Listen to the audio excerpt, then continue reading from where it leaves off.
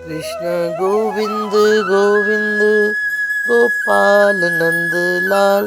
कृष्ण गोविंद गोविंद हे गोपाल नंद लाल। कृष्ण गोविंद गोविंद गोपाल नंद लाल।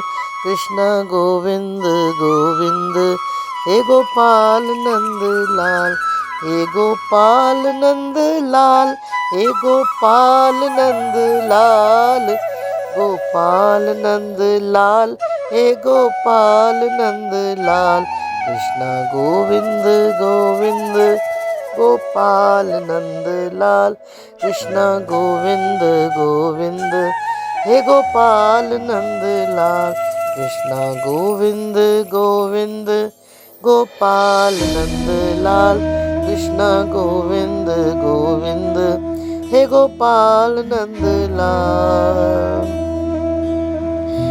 जब हम भगवान पर सब कुछ आश्रित हो जाते हैं, उनके ऊपर छोड़ देते हैं कि प्रभु आप ही ये कार्य मेरा सिद्ध करोगे और तो कोई मेरा नहीं है, तो भगवान स्वयं कोई ना कोई उपाय कर देते हैं। इसी प्रकार राजस्थान में एक बहुत ही गरीब परिवार में पति पत्नी रहते थे। उनकी एक ही पुत्री थी। तो वैसे वो बहुत ईमानदार था, लेकिन उसके ऊपर झूठा चार्ज लगाकर बेचारे को जेल हो गई और माँ और बेटी परेशान हो गए, क्योंकि वही कमाने वाला था। अब माँ मजदूरन बन गई और बेटी को किसी तरह पाल कर उसने बड़ा किया। और जैसी वो 18 वर्ष की हुई, लोग कहने लगे भाई इसका तू ब्याह कर दे। अब वो कहती मैं ब्याह कैसे करूं? तो अपने भाई के पास गई, तो भाई को कहा भाई मेरी तू कोई मदद कर दे, मेरी बेटी की शादी करवा दे। देख उसका बाप तो जेल में है, एक तो वैसे लड़का मिलना मुश्किल है, लेकिन फिर भी एक अच्छा परिवार है। वो जानते हैं कि इनको झूठे केस में फंसाया है और वो मान गए हैं और बड़ा सुयोग्य वर भी मिल गया है, लेकिन अब शादी के लिए पैसा तो चाहिए ना। तो भाई ने कहा नहीं बहन तू फिक्र मत कर, मैं तुझे दे दूंगा। ऐसा विश्वास देख के वह चला गया। अब वह बहन वेट करती रही, उसने सारी कार्ड छपवा दिए, ब्याह की सारा इंतज़ाम कर दिया और पूरी कर दी। उसने विश्वास किया कि मेरा भाई ने मुझे वचन दिया है तो देगा ही। लेकिन जो उसकी भाभी थी वो बहुत इस बात पे नाराज़ हुई। उसने भाई को कह दिया आपने ऐसे कैसे कह दिया, हमने क्या ठेका ले रखा है तुम्हारी बहन की बेटी की शादी करने का। जब इस प्रकार उसने अपने पति को मना करवा दिया, तो 3 दिन पहले भाई आया तो कहने लगा बहन मुझे माफ़ करना, मैं जो तुझे बोल तो दिया था, वचन दे दिया था, लेकिन मैं इंतज़ाम नहीं कर सका, अब मैं क्या करूं। तो बहन ने कहा चलो कोई बात नहीं, तेरी मर्जी भैया, भगवान जो करेंगे वही करेंगे, अब क्या कर सकती हूँ मैं। तो भाई तो चला गया। अब ये बहुत चिंता करने लगी। तो इतने में उसकी पड़ोसन आ गई, कहती बहन क्या हो गया, तू तो बड़ी शादी में बड़ी वो उत्सुक थी, अब क्या हो गया। तो उसने सारी बात बताई कि मेरा भाई आखिर में वो कर गया है। तो वो कहने लगी कोई चिंता मत करो, मैं गांव में सब लोगों की मदद करवा देती हूँ। उसने घर घर जाकर सबको बोला देखो बेचारी गरीबनी है, कितनी ईमानदारी से काम करती है, और ये बच्ची हमने इसको बचपन से ही देखा हुआ है, कितनी भली लड़की है, चलो इसके हाथ पीले हो जाएंगे तो हम गांव वालों को पुण्य मिलेगा, हम क्यों ना सब मिलजुल कर इसकी शादी कर दें। तो सबने कहा ठीक है। तो जितना जिससे हो सका सबने उसको कुछ ना कुछ दान कन्यादान में दे दिया, लेकिन फिर भी वो बहुत कम था, क्योंकि वो गांव के लोग इतने ज़्यादा अमीर नहीं थे। तो वह फिर बहुत चिंता करने लगी, अब परसों बारात आनी है, कैसे ये सब किया जाएगा, कैसे भोजन बनाया जाएगा बारात के लिए। तो ये इस चिंता में डूबी हुई थी।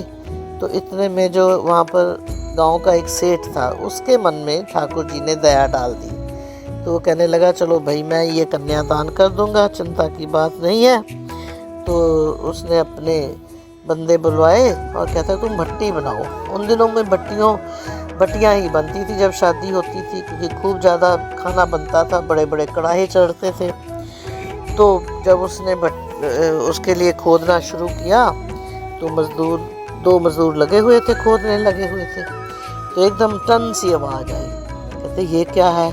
तो देखा वहाँ तो एक घड़ा पड़ा हुआ था छोटा सा, और देखा उस घड़े में तो अश्वरियाँ भरी हुई थी। अब दोनों के मन में बहुत लालच आ गया। उन्होंने सोचा अरे ये अगर यहाँ सब ने देख लिया तो ये तो मांग लेंगे भैया, तो हम ऐसे करते हैं इसको चुपके से मैं घर ले जाऊँगा, फिर आधा आधा हम बांट लेंगे। तो उसने कहा ठीक है। तो एक मजदूर उसको उसने अपने बांध के ले जाने लगा छुपा कर। तो इतने में एक बंदा आया, कहता भाई तू क्या कर रहा है यहाँ? कहता मैं घर जा रहा हूँ थोड़ी देर के लिए, अभी आ रहा हूँ। कहते अरे इतना काम है अभी तो, खाना कब बनेगा? तो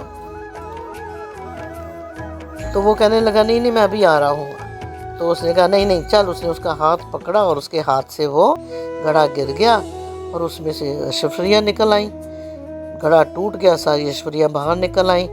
तो वो देखते रह गए कि ये क्या है। तब उसको बताना पड़ा, वहाँ और लोग भी सब इकट्ठे हो गए। तो सबको बताया कि ऐसे ऐसे यहाँ पर हम खोद रहे थे, उसमें से ये घड़ा निकला, इसमें ऐश्वर्या है। भैया ये तो हमारी बनती है क्योंकि हमने मेहनत की है। तो गांव के लोग कहने लगे मूर्ख शर्म कर थोड़ी सी, ये भगवान ने उस कन्या के लिए व्यवस्था की है। हैं? उतने में वो जिसका घर था वो कन्या की माँ आ गई। तो कहने लगी देखो हमारे घर में ये सारा धन छुपा हुआ था, लेकिन ठाकुर जी ने आज के दिन ही इसको निकालना था कि मेरी बेटी की शादी हो जाए। तो अब सब लोगों ने कहा नहीं भाई ये सारा धन तो इस बिटिया को ही जाएगा। तो इसलिए उन्होंने वो धन से सारा व्यवस्था कर ली, खाना भोजन बनाया, दहेज लिया, खूब कपड़े लत्ते लड़की के लिए खूब अच्छे धूमधाम से उसकी शादी करी। और इतने में उन्होंने अब वकील भी कर सके। वकील ने उस केस को लड़ा तो पता चला कि वो उसका पिता निर्दोष था, वह भी जेल से छूट गया। और जो बाकी धन था उसके साथ उसके पिता ने व्यापार करना शुरू कर दिया और वो फिर से सुखी पूर्वक अपना जीवन व्यतीत करने लगे और लड़की अपने घर में ससुराल चले गई।